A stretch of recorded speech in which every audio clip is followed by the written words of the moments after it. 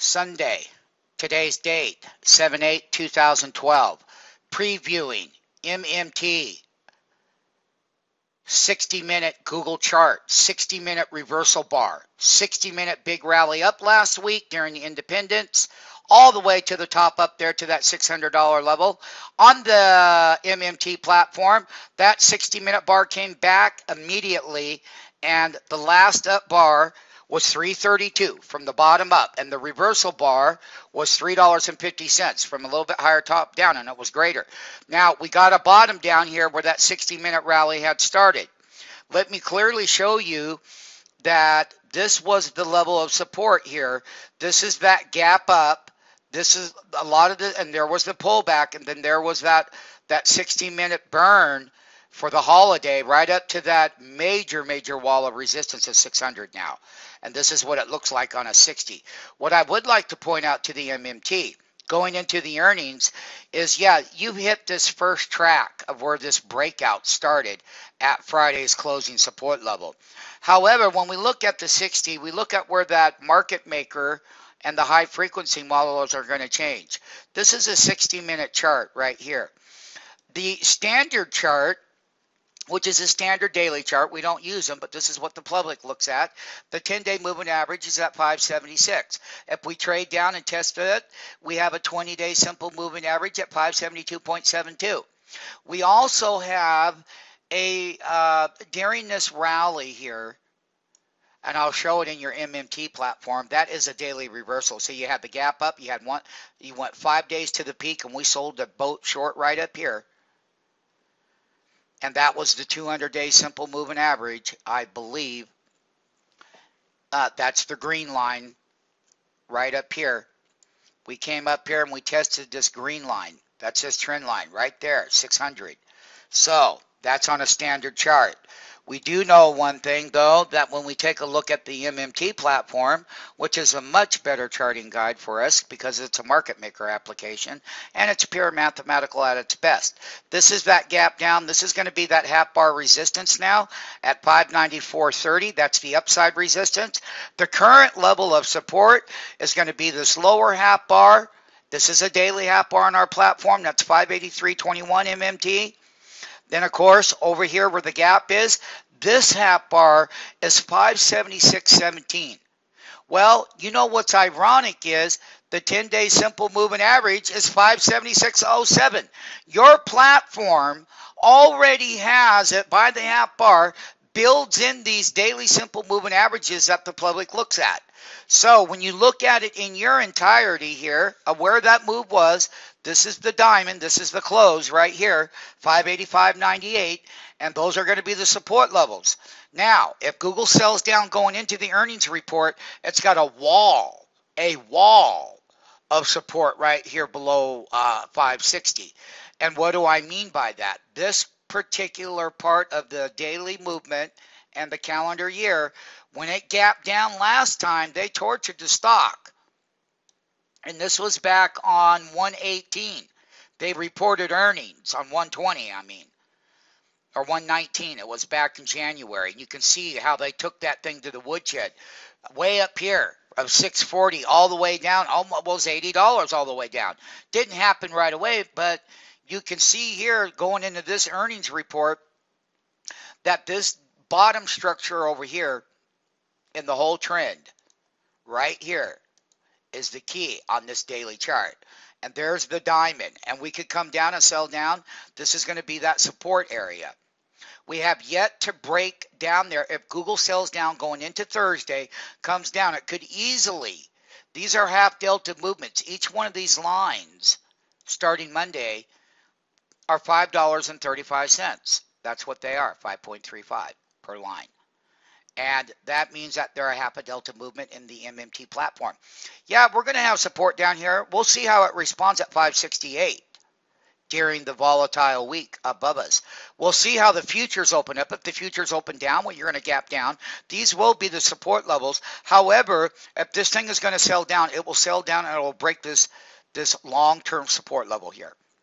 And you can see here what this chart has done, that this particular lower end, that's 558 down in here. and they like to bid pop it, then sell it, bring it back. They bid popped it this time right up here. This is where the close is, right over here. What I'm trying to tell you is that we could break these lows on a bad earnings report. We could come right back over here. This is the 495 area. That's a long ways down to a multi-double calendar. I mean, this bottom over here, that was on 119 of 2012. If the report is even worse than it was then, and Google does not deliver a strong top line and bottom line, you could see prices end all the way up back down here. It's that simple.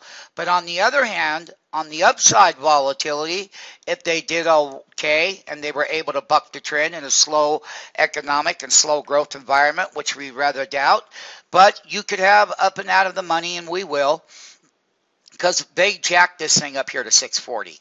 And I had shorts right here. Yes, I did. And from 640 down to the lows of 556.52 over that period of time. That was the greatest short. That was the longer part of this calendar year right in here. Reversal to these long-term bottoms on our daily platform.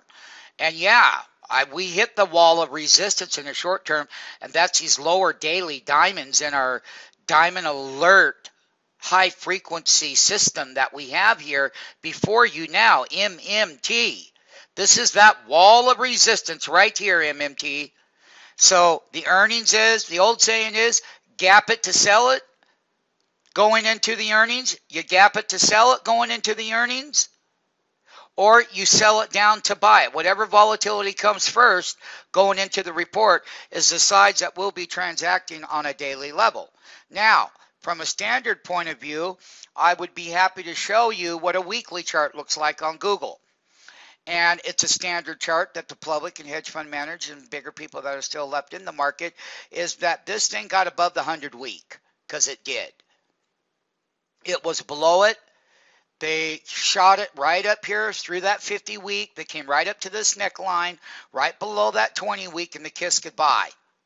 What we will be looking for is that the weekly sell signal is still in play with the declining 10-week mathematical moving average descending in value. We're going to see that what happens at the 100-week moving average. Does it sell right back below it like it did over here? And when it went up and tested it, it sold back below it, sold back below it over here. This is all weekly. Does that hold as support for the earnings report? And we only come down there and hold as support. Well, then we'll buy the calls, because we'll have up and out of the money calls and we'll cash in the puts because we've already made that much money. We're going to be watching the key weekly moving average. This is, once again, a major, major area. And let me tell you something. It's not unheard of for, if you had a bad report, to come all the way down here and test this 200-week moving average. This is where Google had a problem in the beginning of the year. It's already been down here. Yeah, it was here on 10/9 of 2011 we were putting the bottoms in.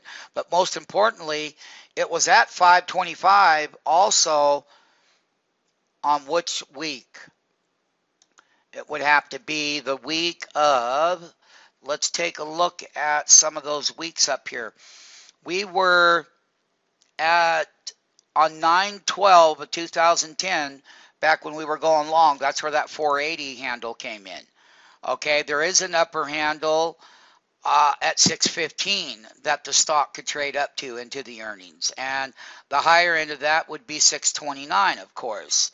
So they're going to have to deliver. And the thing about it is, it's a pretty challenging environment out there. I think that paid search has gone down in value. I think there's been a lot of upside volatility. People can argue that Google is cheap. It's how Wall Street's going to treat paid. And what does forward-looking earnings and guidances look like? And what is the employee headcount? There are many things that go into it.